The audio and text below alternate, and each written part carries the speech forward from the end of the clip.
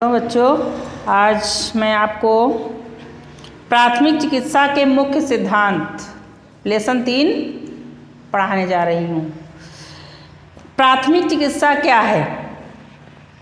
अपने आसपास बहुत सी दुर्घटनाएं हुआ करती हैं, जैसे कि कोई खाना बनाते समय जल गया, कोई सब्जी फल काटते समय कट गया, कोई छत से गिर गया, कोई सीढ़ियाँ चढ़ते समय गिर गया, किसी का अचानक पैर मुड़ गया, या कोई पानी में डूब गया, या सड़क पर चलते समय किसी वाहन से टकरा जाना, या बच्चे खेलते समय कोई चीज़ नाक में, कान में, मुंह में डाल लेते हैं। तो ऐसी स्थिति में अगर उसका कोई उपचार नहीं किया जाता है तो बहुत कठिन समस्या हो सकती है और इसमें व्यक्ति की जान भी जा सकती है। तो प्राथमिक चिकित्सा क्या है? किसी दुर्घटनाग्रस्त व्यक्ति या रोगी व्यक्ति को डॉक्टर के आने से पहले दी जाने वाली सहायता या उपचार प्राथमिक चिकित्सा कहलाता है। प्राथमिक चिकित्सा क्या है? जैसे कोई घर में बीमार हो गया रात में, या किसी को उल्टी होने लगी, कोई जल गया, कोई कट गया, या किसी को सांप बिच्छू ने काट लिया, तो उस समय घर में तो डॉक्टर उपलब्ध नहीं हो सकते हैं, या डॉक्टर के पास ले जाते समय कुछ समय लग सकता है। और मान लीजिए कि किसी की उंगली कट गई, किसी का सिर फूट गया, रक्तस्राव हो रहा है और डॉक्टर के पास ले जाने में ज़्यादा समय लग जाता है, तो उस समय व्यक्ति का रक्तस्राव रोकना है। व्यक्ति की अगर हड्डी टूट गई है तो हड्डी को इस प्रकार से रखना है कि उसमें कम दर्द हो, और अगर किसी को सांप ने काट लिया है, बिच्छू ने डंक मार दिया है, तो विष पूरे शरीर में न फैले, ऐसे उपाय करना है। तो डॉक्टर के पास ले जाते समय जो समय लगता है उसमें अगर हम पहले से कोई उपचार नहीं करते हैं, कोई देख रेख नहीं करते हैं, तो समस्या जटिल हो सकती है। तो प्राथमिक चिकित्सा व्यक्ति डॉक्टर के आने से पहले दी जाने वाली सहायता या उपचार ही प्राथमिक चिकित्सा कहलाती है। चाहे कोई दुर्घटनाग्रस्त व्यक्ति हो या कोई रोगी व्यक्ति हो, तो उसको डॉक्टर के आने से पहले या डॉक्टर के पास ले जाने से पहले दी जाने वाली सहायता प्राथमिक चिकित्सा कहलाती है। प्राथमिक चिकित्सा के 3 सिद्धांत हैं। प्राथमिक चिकित्सा किस लिए की जाती है? प्राथमिक चिकित्सा का उद्देश्य होता है व्यक्ति की जीवन रक्षा करना। दूसरा उद्देश्य है व्यक्ति को तात्कालीन सहायता पहुंचाना। तात्कालीन का मतलब तुरंत सहायता देना। और अस्थायी उपचार, जैसे डॉक्टर के वहाँ अगर आप ले जाते हैं किसी को तो वो स्थायी उपचार करता है, लेकिन अगर आप घर पर उपचार तुरंत करते हैं, जैसे किसी को सांप ने काट लिया तो तुरंत वहाँ पर काट देते हैं। एक जो है रस्सी, फीता, डोरी जो भी मिल जाए उससे जो है जहाँ पर सांप ने काटा है कस के बांध देते हैं। अगर किसी की उंगली कट गई है, सिर फूट गया है, तो सब कोई कपड़ा रखकर या पट्टी रखकर कसकर उस स्थान को दबाए रखते हैं तो रक्तस्राव रुक जाता है, रक्तस्राव अधिक नहीं होता है। और अगर कोई जल गया है तो उसके अगर पूरे शरीर में आग लग गई है, कपड़े निकालेंगे, और कपड़े निकालने के बाद अगर कोई जैसे कि चूड़ी है या अन्य कोई जो भी पहने हैं उसको निकाल देंगे, जैसे वस्त्र चिपक गए हैं तो उनको निकाल देंगे। ये सब प्राथमिक चिकित्सा के अंतर्गत आता है। तो अगर किसी व्यक्ति की किसी दुर्घटना में हड्डी टूट गई है, कोई जल गया है, कोई पानी में डूब गया है, किसी को सांप बिच्छू ने डंक मार दिया है, सांप ने काट लिया है, या जो है बच्चे ने खेलते समय मुंह में कंचा डाल लिया है, पैसा डाल लिया है, और नाक में कोई चीज़ डाल ली है, जैसे बच्चे खेलते खेलते मटर के दाने, कहीं चना, गेहूँ या कोई रबड़ जैसी चीज़ डाल लेते हैं, या कान में कोई चीज़ डाल लेते हैं, या कान में कोई कीड़ा घुस गया है, तो इस समय व्यक्ति को प्राथमिक चिकित्सा की आवश्यकता होती है। पहले व्यक्ति को प्राथमिक चिकित्सा घर पर तुरंत दी जाती है, जिससे व्यक्ति को थोड़े समय के लिए राहत मिल जाती है।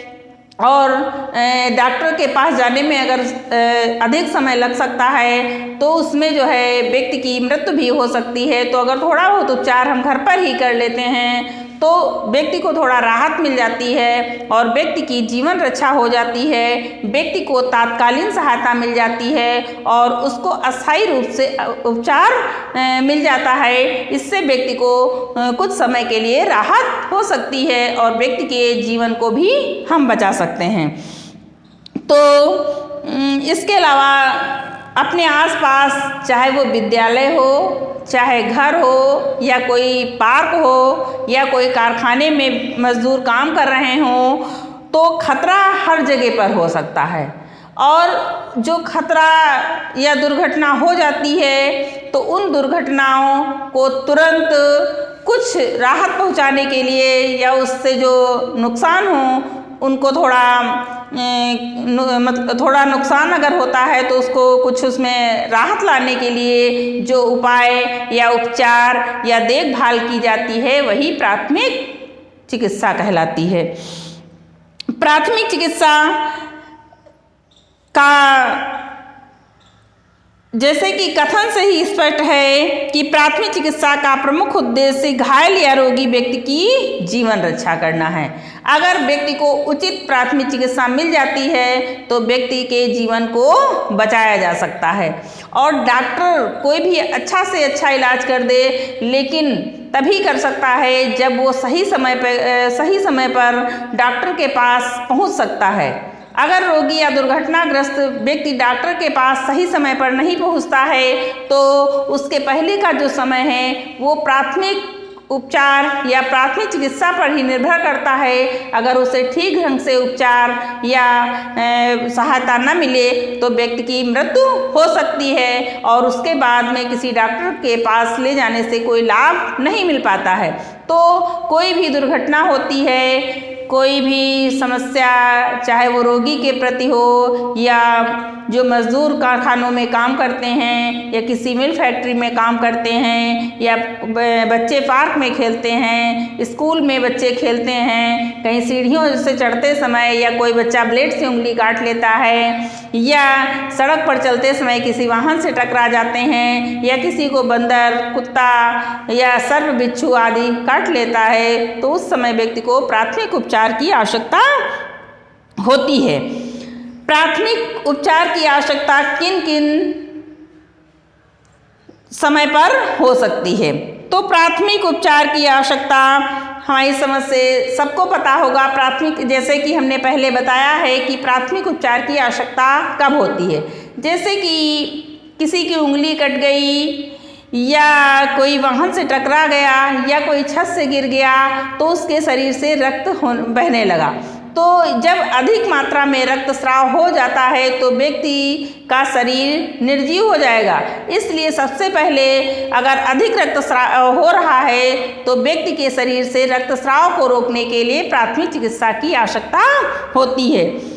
दूसरा, जैसे कि कोई खाना बना रहा है या अचानक सिलेंडर से गैस लीक होने लगी या अन्य किसी कारण से कोई भी व्यक्ति या कोई भी वस्तु रखी है उसमें अचानक आग लग गई तो व्यक्ति अगर जल गया है, उसके कपड़ों में आग लग गई है तो उस समय आग लगने पर भी व्यक्ति को प्राथमिक चिकित्सा की आवश्यकता होती है।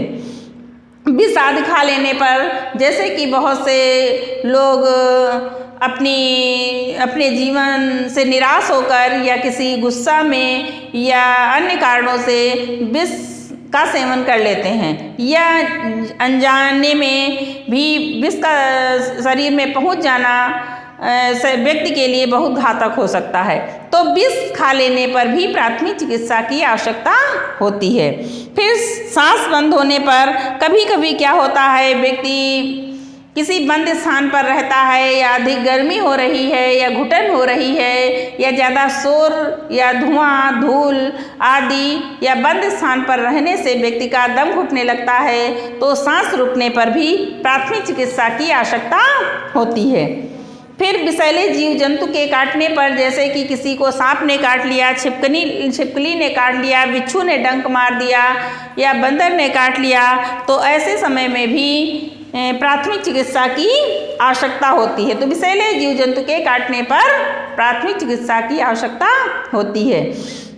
फिर पानी में डूबने पर, जैसे कहीं कोई तालाब या नदी में जाने में अगर डूब जाता है तो अगर व्यक्ति को जीवित अवस्था में बाहर निकाल लिया जाता है, सही समय पर व्यक्ति को अगर पानी से बाहर निकाल लेते हैं तो उसे प्राथमिक चिकित्सा की आवश्यकता होती है और उसको अगर ठीक समय पर उपचार दे दिया जाता है तो व्यक्ति की जीवन की रक्षा हो सकती है। फिर अगला है जैसे बिजली का झटका लगने पर, आजकल सबके घर में बिजली का प्रयोग होता है, पंखा चलाने के लिए, कूलर चलाने के लिए, वॉशिंग मशीन चलाने के लिए, प्रकाश के लिए और अन्य उपकरणों में भी बिजली का प्रयोग किया जाता है। तो अगर कभी भी किसी कारणवश व्यक्ति को करंट लग जाता है और करंट लगने से भी अगर व्यक्ति को तुरंत राहत न दी जाए या व्यक्ति को तुरंत बिजली से अलग न किया जाए, अगर बिजली से अलग कर लिया जाता है और करंट लगा है तो भी व्यक्ति को प्राथमिक चिकित्सा की आवश्यकता होती है। अगर व्यक्ति को पूर्ण और सही ढंग से उपचार नहीं दिया जाता है तो व्यक्ति की मृत्यु हो सकती है। फिर हड्डी टूटने पर, जैसे कि अचानक कोई चलते चलते किसी वाहन से टकरा गया, चलते समय गिर गया या किसी वाहन से गिर गया तो व्यक्ति के अचानक हाथ पांव या अन्य स्थानों की हड्डी टूट जाती हैं। तो हड्डी टूटने पर भी अधिक पीड़ा होती है और ऐसे में भी व्यक्ति को प्राथमिक चिकित्सा की आवश्यकता होती है। नशीली वस्तु का सेवन करने पर, जैसे कि कोई व्यक्ति अधिक मात्रा में नशीली वस्तु का सेवन कर लेता है या कोई नशीली वस्तु ऐसी जो व्यक्ति, वैसे हर नशीली वस्तु व्यक्ति के लिए घातक होती है, लेकिन अगर कोई व्यक्ति जाने अनजाने में भी नशीली वस्तु का सेवन कर लेता है, अधिक मात्रा में कर लेता है तो व्यक्ति को प्राथमिक चिकित्सा की आवश्यकता होती है। आँख में हानिकारक वस्तु गिरने पर, जैसे आँख में कोई कीड़ा चला जाए या कोई तिनका चला जाए, धूल चली जाए या जो है कभी कभी आँख में कोई बाहरी विजाती वस्तु चली जाती है तो आँख में बहुत अधिक पीड़ा होने लगती है, आँख ठीक प्रकार से खुल नहीं पाती है और ऐसे में भी प्राथमिक चिकित्सा की आवश्यकता होती है। इसके अलावा छोटे छोटे बच्चे खेलते समय कहीं मुंह में पैसा डाल लेते हैं, कहीं कांच की गोली डाल लेते हैं या रबड़ डाल लेते हैं और उनके गले में वो चीज़ फंस जाती है जिससे उनको सांस लेने में तकलीफ होती है, उस समय भी प्राथमिक चिकित्सा की आवश्यकता होती है। बच्चे कान में कहीं गेहूं है, चना है या रबड़ है या अन्य कोई चीज़ डाल लेते हैं, इस समय भी प्राथमिक चिकित्सा की आवश्यकता होती है। कभी कभी नाक में भी कोई वस्तु, जैसे बच्चे खेलते समय ही कोई चीज़ जैसे गेहूं है, चना है या मटर है या छोटा कोई भी जैसे कि छोटी रबड़ है या अन्य कोई वस्तु डाल लेते हैं जिससे नाक में भी कोई वस्तु जाने से बहुत सारी समस्याएं हो सकती हैं।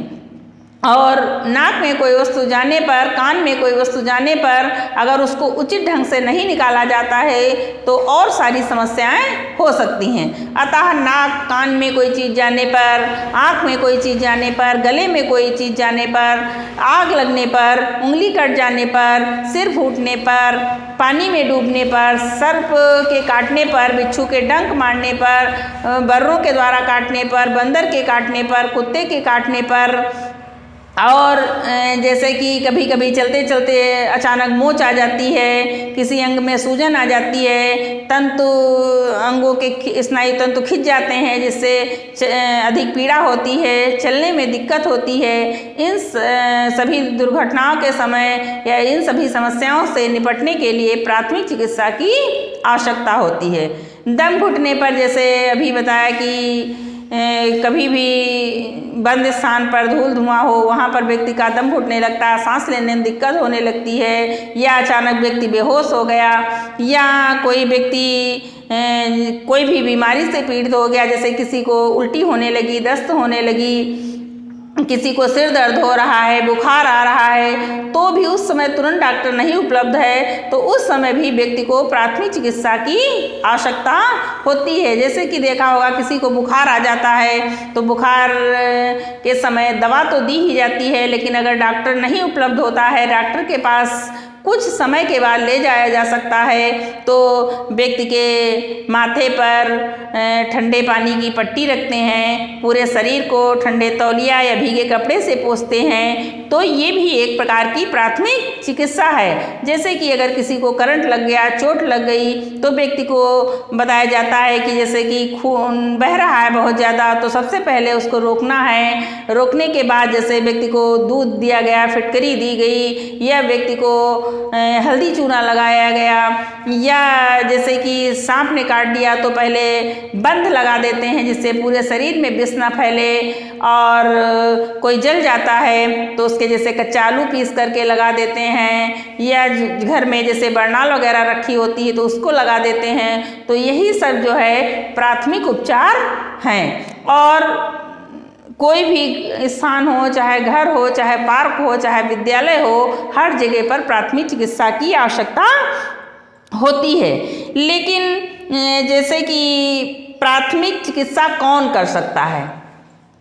घर में कोई भी स्त्री हो या कोई भी पुरुष हो, या विद्यालय में कोई भी स्त्री पुरुष प्राथमिक चिकित्सा कर सकते हैं। लेकिन प्राथमिक चिकित्सा करने वाले व्यक्ति को प्राथमिक चिकित्सा का पूर्ण ज्ञान होना चाहिए, शरीर विज्ञान का उसको ठीक प्रकार से ज्ञान होना चाहिए, क्योंकि प्राथमिक चिकित्सा अगर उचित ढंग से नहीं की जाती है, अनुचित ढंग से की जाती है, तो व्यक्ति के शरीर पर उसका विपरीत प्रभाव पड़ता है, जो उसके लिए हानिकारक हो सकता है।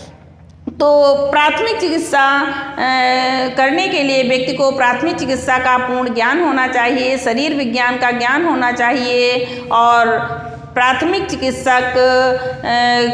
चिकित्सा कोई भी कर सकता है, लेकिन अगर उसको पूर्ण रूप से ठीक प्रकार से किसी कार्य को करने का ज्ञान नहीं है, तो प्राथमिक चिकित्सा का कोई मतलब नहीं रह जाता है।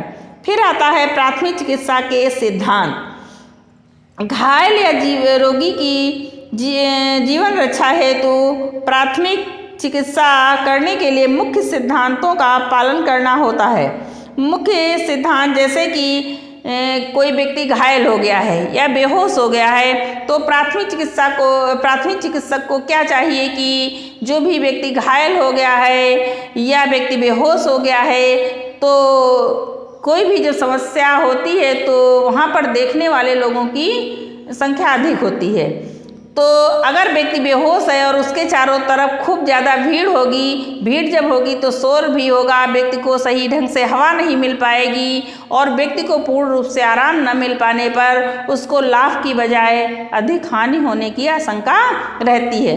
तो प्राथमिक चिकित्सक को सबसे पहले रोगी के आसपास अगर भीड़ है तो भीड़ को दूर करने का प्रयास करना चाहिए, उसके पास भीड़ नहीं लगाने देनी चाहिए।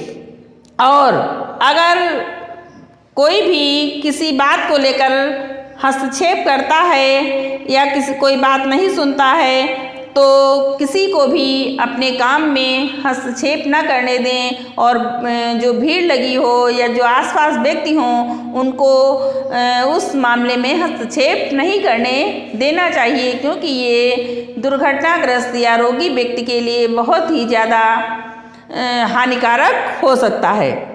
अगर रोगी गंभीर रूप से घायल है, मूर्छित है, या उसके जीवन के कोई चिन्ह न दिखाई पड़े, तो व्यक्ति को निराश नहीं होना चाहिए और अपना पूर्ण प्रयास करना चाहिए कि जिससे व्यक्ति की जीवन रक्षा हो सके।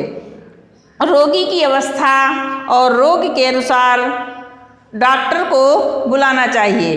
जो डॉक्टर सही समय पर सही इलाज दे सके उस डॉक्टर को बुलाने का प्रबंध करना चाहिए। और अगर डॉक्टर आने में असमर्थ है तो कोई सवारी या एम्बुलेंस के द्वारा व्यक्ति को डॉक्टर के पास तुरंत पहुंचाने का प्रयास करना चाहिए। रोगी या घायल को ढांढस बंधाना चाहिए और उसे कम से कम हिलाना चाहिए। विशेषकर जैसे किसी की हड्डी टूटी है तो व्यक्ति को अधिक नहीं हिलाना चाहिए, क्योंकि अगर व्यक्ति को अधिक हिलाएंगे तो व्यक्ति को अधिक पीड़ा महसूस होगी।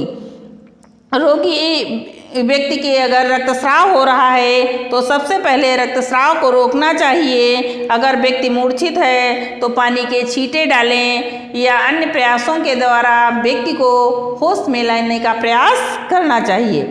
यदि विष खाने का संदेह हो तो विष निकालने का पूरा प्रयास करना चाहिए और ऐसे उपाय करना चाहिए जिससे विष पूरी तरह से नष्ट हो जाए। पूरी स्थिति पर अपना नियंत्रण रखना चाहिए और अपने विवेक के अनुसार कार्य करना चाहिए। घबराना नहीं चाहिए। धैर्य और जो भी प्राथमिक चिकित्सक होता है उसको स्वस्थ होना चाहिए, धैर्यवान होना चाहिए, सहनशील होना चाहिए, तभी प्राथमिक चिकित्सा सही ढंग से कर सकता है।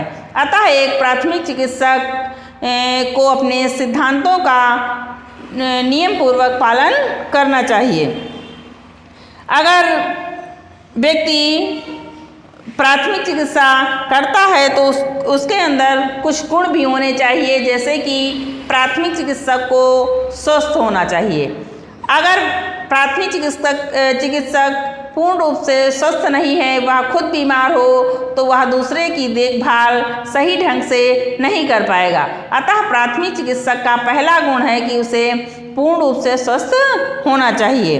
दूसरा, व्यक्ति को शरीर विज्ञान का पूर्ण ज्ञान होना चाहिए और चिकित्सा विधि का भी ज्ञान होना चाहिए।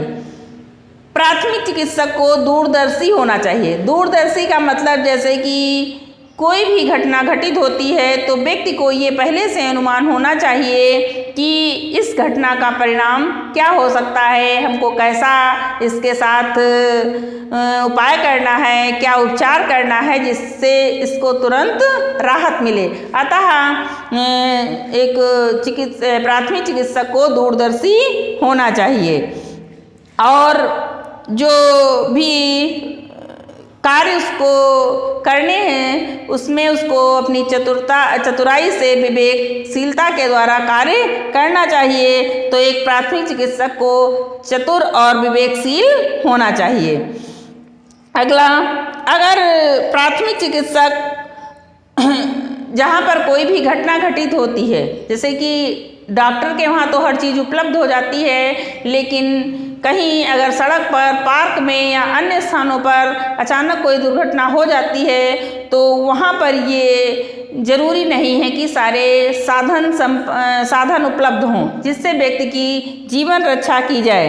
तो प्राथमिक चिकित्सक को घटना स्थल के अनुसार आसपास मिलने वाली चीज़ों से ही प्राथमिक चिकित्सा करना चाहिए और ये वही व्यक्ति कुशलता से कर सकता है जिसको प्राथमिक चिकित्सा का पूर्ण ज्ञान अच्छी तरह से होता है।